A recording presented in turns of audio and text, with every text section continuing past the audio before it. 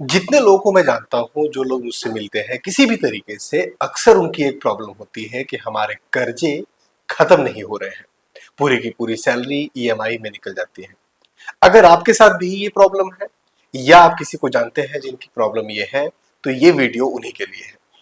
नमस्कार दोस्तों, मेरा नाम है अतुल श्रीवास्तव। आपका स्वागत है मेरे यूट्यूब चैनल पे। मैं जितने लोगों से मिलता हूँ, चाहे जब मैं अपने ऑफिस में होता हूँ वहाँ पर, या जो भी मेरे जूनियर्स हैं, मेरे टीम के मेंबर्स हैं, उनसे बात करता हूँ वहाँ पर, या जो मैं अकल्ट साइंसेस से रिलेटेड बातें जिनसे करता हूँ, उनसे भी मुझे एक ये चीज जरूर देखने को मिलती है, सुनने को मिलती है कि उनकी पूरी की पूरी सैलरी, पूरा का पूरा जो इनकम है वो ईएमआई में चला जा रहा है। कैसी ईएमआई? किसी भी तरीके की ईएमआई हो सकती है। कभी उन्होंने घर के लोन ले रखे हैं, पर्सनल लोन ले रखे हैं, गाड़ी की ईएमआई जा रही है, फोन का ईएमआई जा रहा है। अगर किसी की सैलरी 50,000 रुपए है तो वो 30,000 रुपए, 35,000 रुपए, 25,000 रुपए तक ईएमआई में ही चला जा रहा है। अगर किसी की सैलरी 1 लाख रुपए है तो 50,000, 60,000 रुपए तक ईएमआई देता चला जा रहा है। उसकी वजह से वो ना किसी भी तरीके की सेविंग कर पाता है, ना किसी तरीके की इमरजेंसी फंड को इकट्ठा कर पाता है। ये प्रॉब्लम केवल एक तबके के लिए नहीं है, या एक तरीके के लोगों के लिए नहीं है। ये प्रॉब्लम केवल उनकी नहीं है जिनकी सैलरी कम है, जिनकी सैलरी 2 लाख, 2.5 लाख रुपए, 3 लाख रुपए हर महीने के हैं। उनके साथ भी ये प्रॉब्लम मैं देखता हूँ जरूर है। जो लोग अभी अपनी जॉब स्टार्ट कर रहे हैं, बिल्कुल अपने करियर के स्टार्टिंग में है, उनके साथ भी ये प्रॉब्लम है। जो लोग अपने लाइफ के मिड स्टेज में पहुंच चुके हैं, यानी उनकी एज करीब 40 साल, 45 साल हो चुकी है, उनके साथ भी प्रॉब्लम है। ये सबसे पहले हम समझने की कोशिश करते हैं कि ये प्रॉब्लम आई क्यों। ये प्रॉब्लम आती है केवल और केवल आपको, जो डिजायर है आपकी, जो आपकी इच्छाएं हैं, उसको पूर्ण करने के लिए, उसको सही करने के लिए, मतलब उसको कंप्लीट करने के, जो आपकी डिजायर है उसे आप पाने की कोशिश करते हैं, तो फिर आपके अंदर वो चीज आ जाती है और ये कर्जे आ जाते हैं। एक्चुअली बात यह है, थोड़ा सा इसमें साइकोलॉजिकल एंगल इसका है। हम लोग जिस बैकग्राउंड से आते हैं, जिस मिडिल क्लास बैकग्राउंड से आते हैं, वहां पर आप देखेंगे तो पैसों को लेकर बहुत ही जद्दोजहद रही है हमेशा। ज्यादातर भारत के जितने भी लोग हैं उनमें से अगर आप देखोगे तो 90% लोग, अगर वो किसी राजा रजवाड़े की फैमिली से नहीं आते हैं, तो उनकी लाइफ, उनका स्टाइल, उनका स्टेटस पिछले 2-3 जनरेशन में धीरे धीरे जाके सुधरा है। मतलब 2 जनरेशन पहले, 3 जनरेशन पहले, ज्यादातर वो पैसों को लेकर, हो सकता है कई सारे ऐसे लोग हों, कई सारी ऐसी फैमिलीज हों जो किसान रहे हो, उनके पास अन्न की, खाने की कभी कमी नहीं रही हो, लेकिन पैसे की, कैश की कमी एक तरीके से हमेशा रही है। हम में से ज्यादातर लोगों ने अपने पेरेंट्स को देखा है किस तरीके से वो हमारी पढ़ाई के लिए, हमारी एजुकेशन के लिए, हमारी बेसिक नीड्स को कंप्लीट करने के लिए जद्दोजहद कर रहे थे, या किस तरीके से उन्होंने चीजों को मैनेज करके अपने आप को बहुत ही स्ट्रगल करा के और हमें पढ़ाया लिखाया, या हमें अपनी लाइफ में इस काबिल बनाया कि आज हम अपने पैरों पर खड़े हैं। तो हमारे मन में ये हमेशा पैसों को लेकर ये सोच हमारी बनी कि अगर पैसा होता तो ये हो जाता, अगर पैसे होंगे तो ये हो जाएंगे, अगर पैसे हमारे पास आ जाएंगे तो हम ये काम कर लेंगे, पैसे आ जाएंगे तो प्रॉब्लम, हम पेरेंट्स की कुछ हेल्प कर देंगे, पैसे हमारे पास आ जाएंगे तो हम अपने घर पे, हम अपने फैमिली पे, अपने बच्चों पर हम उसे खर्च करेंगे और ये सारी प्रॉब्लम सॉल्व हो जाएगी। और फिर वो एक हम रेट रेस में लग गए कि किस तरीके से जल्दी हम, जो भी हमारी डिजायर है, हमें मोबाइल लेना है, मोबाइल हम नहीं ले पा रहे हैं, ईएमआई पे ले लिया। कार लेना है, हम नहीं ले पा रहे हैं, ईएमआई पे ले लिया। घर लेना है, नहीं ले पा रहे, ईएमआई पे ले लिया। तो जो पैसों की भूख थी, जो हमारे दिमाग में वो सोच थी कि अगर पैसे आ जाएंगे तो प्रॉब्लम सॉल्व हो जाएगी, वो इस मार्केट ने हमें इस ट्रैप में फंसा दिया कि हम उस ट्रैप में फंस गए। और अब हम नहीं जीते, बल्कि वो पैसा जीत गया, वो बैंकिंग कंपनी जीत गई, वो पूरा का पूरा इकोसिस्टम जीत गया। हम हमें ऐसा लगता है कि पैसे हमारे पास आ गए।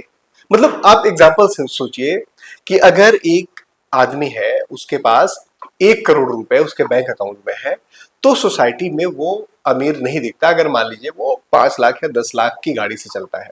लेकिन एक दूसरा आदमी है, उसके बैंक अकाउंट में चाहे 5 लाख हो, चाहे कुछ भी बैलेंस ना हो, लेकिन अगर वो एक 25 लाख या 30 लाख की गाड़ी जो उसने ईएमआई पे ली हुई है उससे चलता है, तो हमें अमीर दिखाई देता है।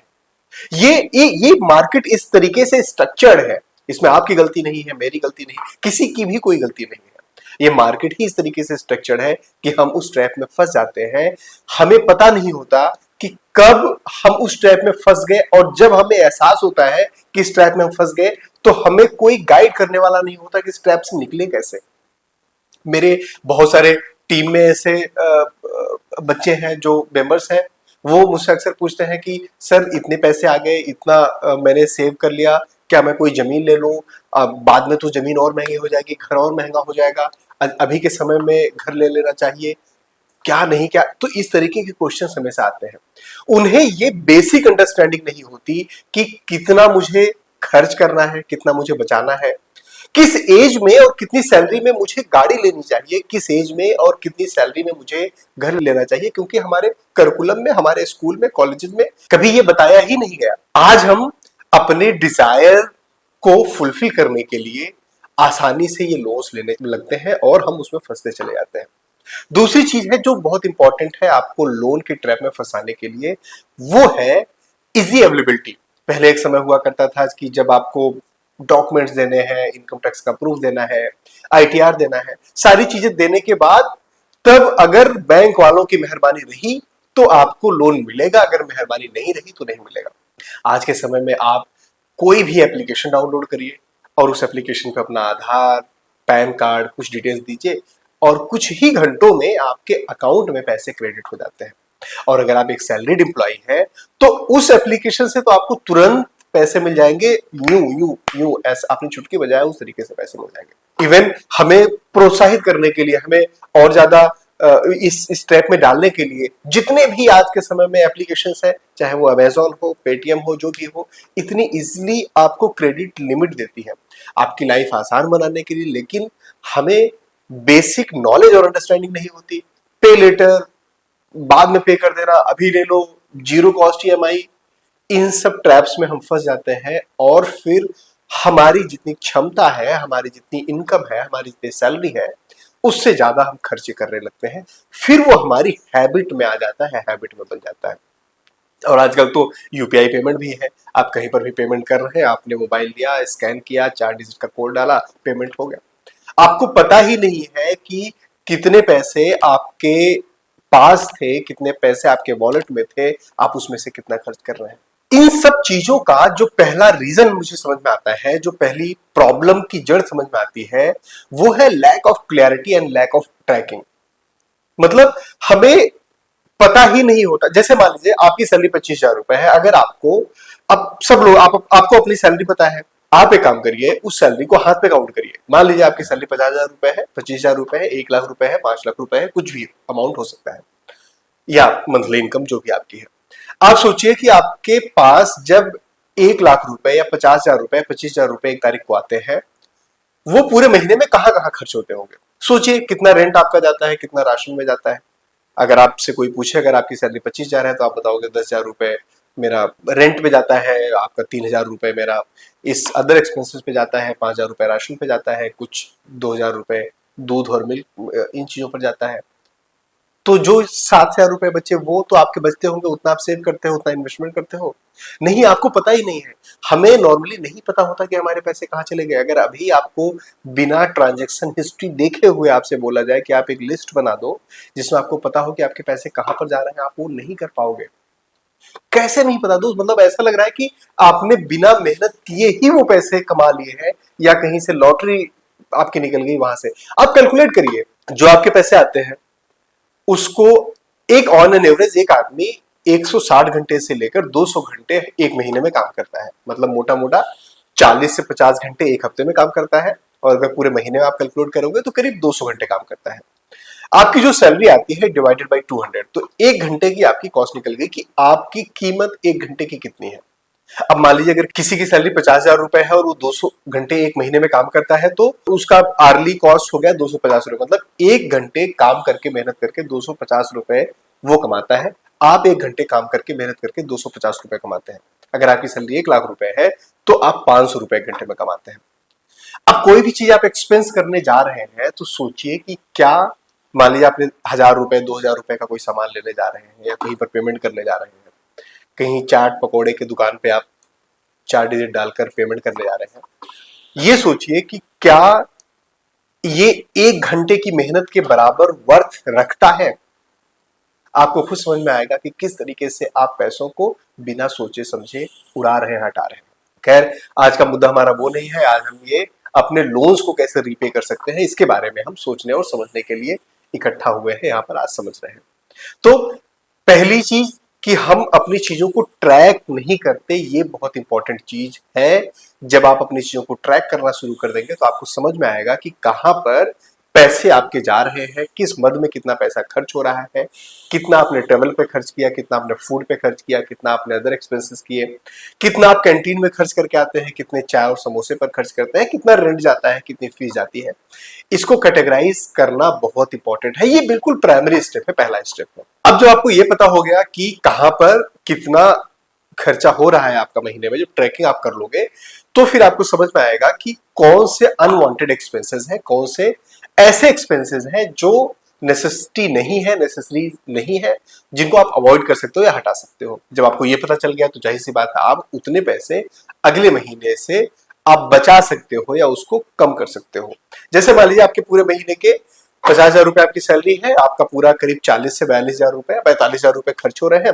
5,000 रुपए ऐसे खर्च हो रहे थे जो आपको पता नहीं चल रहा था, इधर उधर खर्च हो जा रहे थे, जो आप ट्रैक नहीं कर रहे थे, आपने ट्रैक करना स्टार्ट किया और 5,000 रुपए आपको समझ में आया कि 5,000 रुपए मैं बचा सकता हूं हर महीने। अब ये 5,000 रुपए भी हो सकता है, 2,000 रुपए भी हो सकता है, 10,000 रुपए भी, कुछ भी अमाउंट हो सकता है आपके लिए। अब आपको क्या करना है कि ये 5,000 रुपए या 10,000 रुपए जो भी आप बचा सकते हैं, इसको आपको लोन के रीपेमेंट में यूज करना है। और आपको लोन के रीपेमेंट से पहले अपने इन्वेस्टमेंट के बारे में नहीं सोचना है। जो लोग कर रहे होते हैं कि मैं लोन भी चल रहा है, इन्वेस्टमेंट भी कर रहे हैं, आप अपने पैर पर कुल्हाड़ी मान रहे हैं, आपको टाइम वैल्यू ऑफ मनी नहीं पता है। उसके बारे में कभी डिटेल में बात करेंगे, लेकिन ज्यादातर केसेस में 90% ऑफ द केसेस में लोन को पहले पे करना ज्यादा आपके लिए बेनिफिशियल होता है वर्सेस अगर आप इन्वेस्टमेंट करते रहते हैं और आपको लगता है कि आप तो लोन का इंटरेस्ट रेट तो आपका 12-14% है और आप इन्वेस्टमेंट करने के बाद आप उससे 20% 25% बना लेंगे, तो ये कैलकुलेशन सही नहीं है, प्रैक्टिकली सही नहीं है। आपको टाइम वैल्यू ऑफ मनी का थोड़ा सा कॉन्सेप्ट एक तो नहीं पता। दूसरा, उसमें प्रॉब्लम ये भी है कि प्रोबेबिलिटी होती है कि जो आप पैसे इन्वेस्ट कर रहे हो किसी न किसी वजह से आप निकाल लोगे, लेकिन आप जो लोन है अगर उसको आप रीपेमेंट कर दोगे तो लोन आपके मंथली पैसे भी ज्यादा बचने लगेंगे, तो आपके लिए इजी हो जाएगा आगे की लाइफ को सरवाइव करना और इन्वेस्टमेंट को स्टेबल करना, इन्वेस्टमेंट को कंटिन्यूअसली लॉन्ग टर्म के लिए फोकस करके रखना। अब मान लीजिए आपके 5,000 रुपए बच रहे थे, तो आपको क्या करना है, देखना है आपके कितने टोटल लोन चल रहे हैं। इस लोन को XY मैट्रिक्स में आपको बनाना है। XY मैट्रिक्स जो हम लोग बनाते हैं उसमें क्या करना है, आपको नीचे लिखना है कौन से ऐसे लोन है जो इंटरेस्ट रेट ज्यादा है, तो मतलब ज्यादा बढ़ते हुए इंटरेस्ट रेट के क्रम में आपको लिख लेना है। सबसे पहले जैसे आपने होम लोन लिया है तो वो सबसे कम नॉर्मली होगा 8% 9% के आसपास होगा। इसके अलावा अगर आपने एजुकेशन लोन लिया है वो भी करीब 8.5 9 9.5% के आसपास होगा। पर्सनल लोन कुछ आपके 11% 12%, कुछ 15% 18% भी होंगे। कुछ और भी लोन होंगे जो आपने 20% पे लिए होंगे। कुछ ये आजकल जो एप्लीकेशन आप आता है, एप्लीकेशन में आप लोन देखेंगे तो आपको दिखता है वही 11% या 12%, लेकिन उस जब आप उसको कैलकुलेट करेंगे कि टोटल जितना पैसा आपने मांगा था, प्रोसेसिंग फीस के नाम पे कितना काट लिया गया, वो सारी चीजें आप देखेंगे तो आपको समझ में आएगा कि वो करीब 20% से ऊपर 24% 25% जा रहा है। अगर क्रेडिट कार्ड का आपके पास लोन है तो वो तो फिर 30% 40% के आसपास जा रहा है। तो पहले तो आपको लोन को अपने लिखना है कि कौन सा लोन सबसे ज्यादा इंटरेस्ट रेट पे है, फिर उससे कम, फिर उससे कम, फिर उससे कम। पहली चीज ये लिखनी है।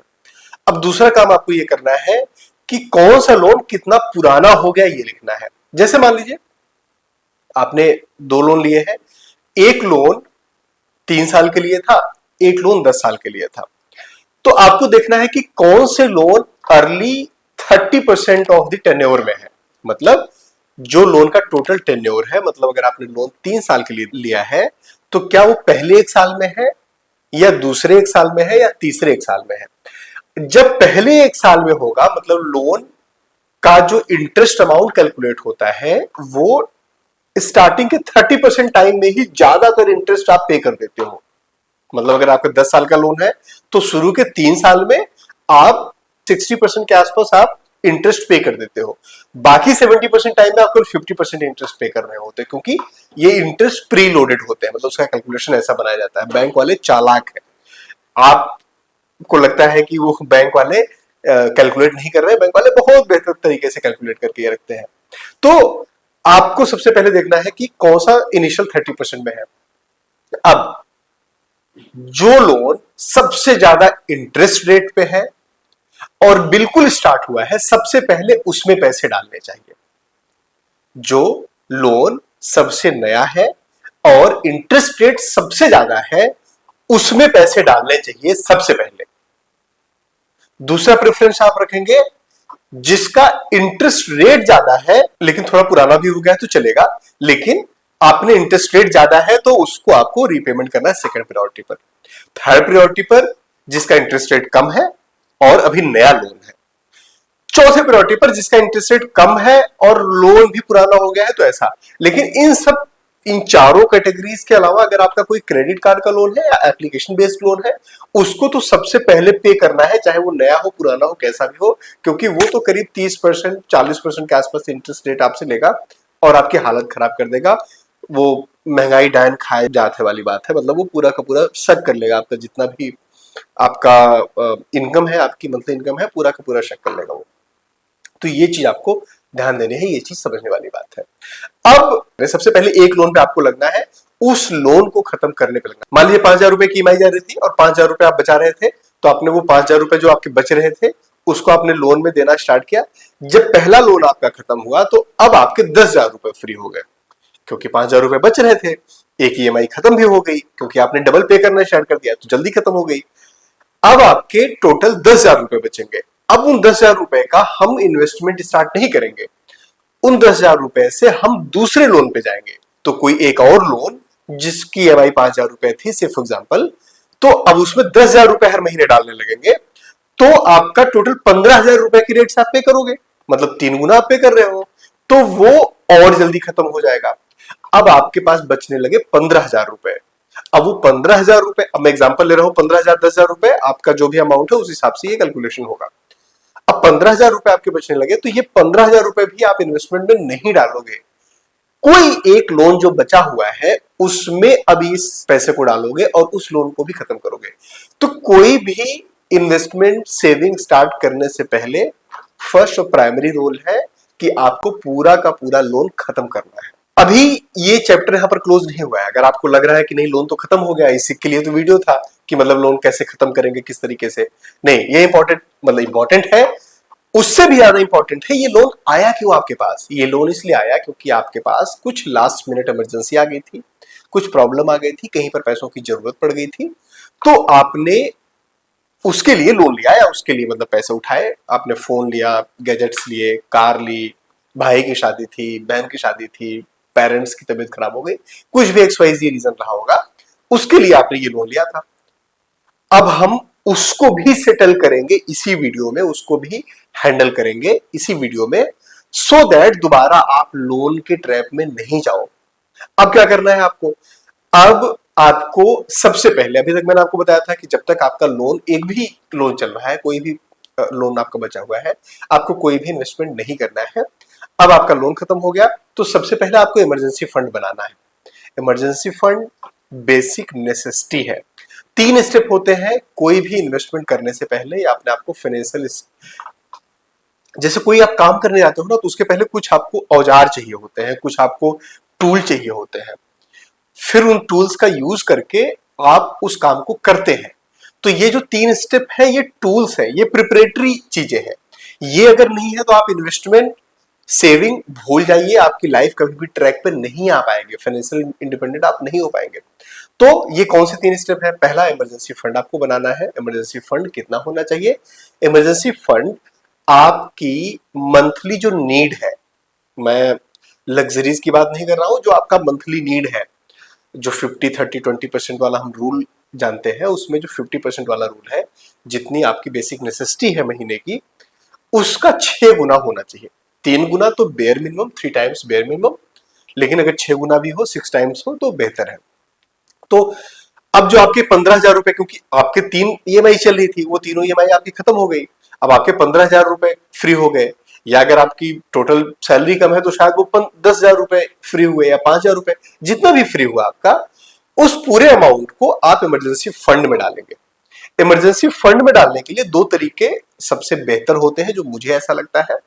पहला तरीका है कि अगर आपका अकाउंट है किसी भी डीमैट या मतलब किसी एप्लीकेशन पर आपने अकाउंट बनाया हुआ है जहां पर शेयर मार्केट में ट्रेडिंग वगैरह करते हैं, तो वहां पर आप एक लिक्विड फंड ले सकते हैं। लिक्विड फंड होता है, स्टेबल होता है। आपने पहले वो 15,000 रुपए 5 महीने 6 महीने जोड़े, जो टोटल पैसे हुए वो आपने लिक्विड फंड में डाला और लिक्विड फंड में आपने वैसे रहने दिया। लिक्विड फंड की खासियत क्या होती है कि ये बिल्कुल एफडी के टाइप से इंटरेस्ट रेट पे बढ़ता है, मतलब डेब्ट फंड में जाता है, बहुत ज्यादा आपको रिटर्न नहीं देगा, न ही लॉस देगा, तो आपका एक तरीके से सुरक्षित पैसा वहां पर बचा हुआ है। दूसरा तरीका है उसको आप एफडी में डाल सकते हैं। दो एफडी कोई भी इन्वेस्टमेंट का ऑप्शन नहीं है बेहतर, मैं बार बार वीडियो में बताता हूं, लेकिन एफडी में आप डाल सकते हैं केवल पैसे को सुरक्षित रखने के लिए कि एक जगह पर पड़ा हुआ है आपका पैसा, और ऐसी जगह पर डालें जहां पर जब भी जरूरत हो तो आपको with in 30 minute, with in a day आपको वो पैसा मिल जाए वापस। इमरजेंसी फंड अब आपने बना लिया। अब दूसरा क्या है? दूसरा पॉइंट है आपको इंश्योरेंस लेना है। इंश्योरेंस में दो तरीके के इंश्योरेंस बहुत इंपॉर्टेंट है। आपको कोई भी इन्वेस्टमेंट स्टार्ट करने से पहले, सेविंग स्टार्ट करने से पहले लेना ही लेना है। हेल्थ इंश्योरेंस एक लेना है। हेल्थ इंश्योरेंस फैमिली में जितने भी लोग हैं, चाहे वो अर्निंग हो अर्निंग नहीं हो, सबका हेल्थ इंश्योरेंस, मतलब उस जो हेल्थ का प्लान आप लेंगे उसमें कवर होने चाहिए सब लोग। कितने कवर होने चाहिए? नॉर्मली 2 से 2.5 लाख रुपए पर पर्सन के हिसाब से तो होना ही चाहिए। आज के समय में उतनी नेसेसिटी हो जाती है।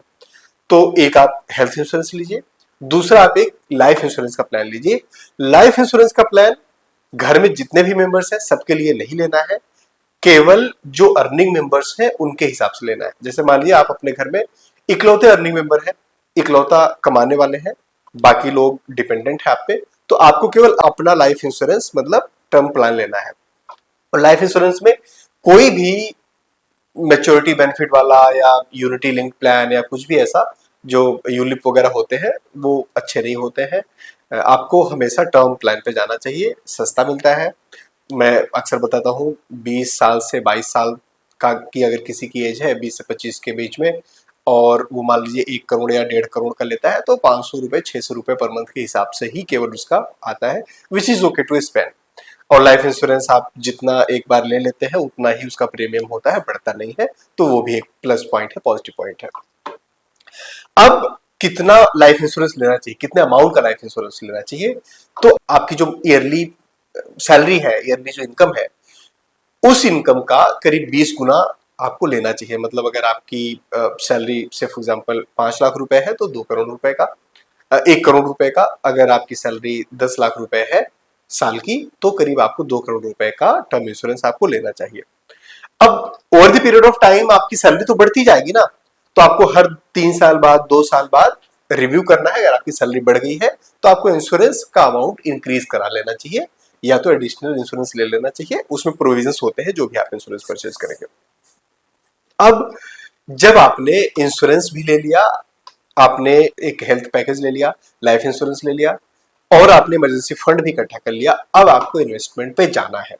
जब आप इन्वेस्टमेंट में जाते हैं तो 3 तरीके के फंड स्टार्टिंग में, अब ये उनके लिए नहीं है जो प्रो इन्वेस्टर्स हैं, जिनको शेयर मार्केट की समझ है, बहुत सारी चीजों की समझ है, तो उनके लिए ये सलाह नहीं है। ये उनके लिए है जो बिगनर्स हैं, जो अभी कर्ज के तले में है, तो मतलब बेसिकली अपनी लाइफ को, अपनी गाड़ी को पटरी पर लाने की कोशिश कर रहे हैं, उनके लिए एडवाइस है। तो एडवाइस ये है कि अगर आप इन्वेस्टमेंट अभी स्टार्ट करें तो आपके पास जो 15,000 रुपए है, 3 एसआईपी शुरू करिए।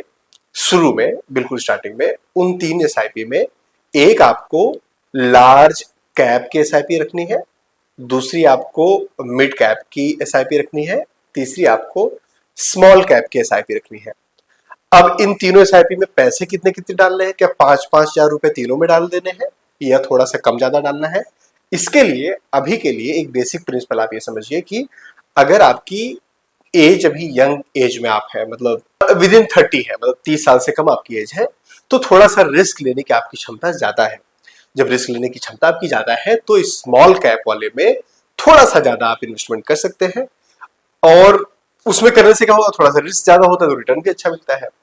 तो मैं करीब, अगर मैं होता आपकी जगह पर तो 7,000 रुपए 8,000 रुपए स्मॉल कैप में डालता, बाकी पैसों को मैं लार्ज कैप और मिड कैप में बराबर डाल देता। लेकिन अगर वही मेरी एज 45 या उससे ज्यादा है, तो अब मैं क्या करता कि स्मॉल कैप में छोटा अमाउंट डालता, 2,000 रुपए 1,000 रुपए 3,000 रुपए, और बाकी ज्यादा चंक ज्यादा अमाउंट में डालता लार्ज कैप में और मिड कैप में। उससे क्या होता कि मेरा रिस्क कम होता उसमें, क्योंकि अब मेरी एज ऐसी आ रही है कि मुझे स्टेबल इनकम चाहिए, मैं रिस्क नहीं ले सकता अपने पैसे के साथ, क्योंकि एक तो ऐसे ही अभी तक मैं कर्ज के बोझ में दबा हुआ था, अब मैं रिस्क ले रहा हूं तो और भी वो मेरे लिए प्रॉब्लमेटिक हो जाएगा। तो इस तरीके से मेरा सोल्यूशन रहता। दो बहुत ही इंपॉर्टेंट चीजें हैं इससे पहले कि ये वीडियो क्लोज हो, और इसके पहले आपने जितनी बातें सुनी ना, उन सबसे शायद ये बेहतरीन और इंपॉर्टेंट चीज है। पहला तो जब आप ये ईएमआई और इनके बोझ, मतलब ईएमआई चुकाने के चक्कर में, कर्जों को लोन को रीपेमेंट करने के चक्कर में, इन्वेस्टमेंट के चक्कर में अपने आप को स्क्वीज कर रहे हैं, प्रेस कर रहे हैं ना, मतलब बहुत ज्यादा, तो अपनी लाइफ की जॉय को मत खत्म करिए, क्योंकि ये कंटिन्यूअस प्रोसेस है। ये मतलब अगर जिंदगी पूरी पूरी एक एक्सेल शीट पर निकल जाती तो फिर क्या बात थी, तो मतलब फिर तो एक एक्सेल शीट बनती और सब पे डिस्ट्रीब्यूट होती, सब लोग उसी हिसाब से काम करते, बट ऐसा तो होता नहीं है। एक्सेल शीट के हिसाब से आपकी लाइफ नहीं चलेगी, तो आपको जिंदगी का जो रस है वो खत्म नहीं होने देना है, कंटिन्यूअस होते रहना है। तो कभी कभी बीच में, क्योंकि ये भी इंपॉर्टेंट है, आपको जो ये आप जो गंदी नौकरी कर रहे हैं और मतलब जबरदस्ती नौकरी किए जा रहे हैं ताकि आप ईएमआई भर सके, तो वो ईएमआई भी आपकी खत्म करानी है, वो भी इंपॉर्टेंट है, और साथ ही साथ आपको जिंदगी का रस भी नहीं खत्म हो जाए। तो बीच बीच में कुछ चीजें करते रहना, तीज त्योहार अच्छे से मनाना, मार्केट चले जाना, चाट पकौड़े खाना, ये बहुत इंपॉर्टेंट है। तो जिंदगी का रस आपको खत्म नहीं करना है। और आखिरी जो सबसे इंपॉर्टेंट बात है वो है कि आप सब कुछ करिए, आप अपनी ईएमआई पे करने के लिए, लोन रिपेमेंट करने के लिए, इन्वेस्टमेंट करने के लिए, सेव करने के लिए, आपने अपनी जिंदगी को बिल्कुल वो कर दिया है, बिल्कुल स्क्वीज कर दिया है, बिल्कुल आपने व्हाट इज कॉल्ड, आप बिल्कुल कस के अपनी जिंदगी जी रहे हैं, बिल्कुल भी एक्सपेंस इधर उधर नहीं कर रहे हैं। लेकिन अपने आप में अगर इन्वेस्टमेंट करना है, उसके लिए आपको दो बार नहीं सोचना है। अपने आप में इन्वेस्टमेंट करना, अपने ऊपर इन्वेस्टमेंट करना, किसी भी तरीके का कोर्स परचेज करना, किसी भी तरीके की चीजें सीखना, कोई भी एक्सेल की आप क्लास ले रहे हो, मनी मैनेजमेंट के बारे में कुछ सीख रहे हो, ये सीखना कभी भी एक्सपेंस नहीं है, ये इन्वेस्टमेंट है। कोई किताब आपका पढ़ने का मन है, कोई ऐसी चीज सीखने का मन है, कोई स्किल डेवलपमेंट का मन है, ये बहुत इंपॉर्टेंट है। जब आप अपने पैसे बचाकर लोन रीपेमेंट कर रहे थे, आप वीडियो के स्टार्टिंग में जब आप कर रहे थे, वहां पर भी अगर आपको अपने इन चीजों के लिए पैसे निकालने हैं, चाहे अपने लिए, अपनी पार्टनर के लिए, अपने बच्चों के लिए, तो जरूर निकालिए। और ये जो इन्वेस्टमेंट के लिए आप निकालेंगे, जो ये पैसे आप खर्च करेंगे, ये किसी भी तरीके का एक्सपेंस नहीं है, खर्चे नहीं है।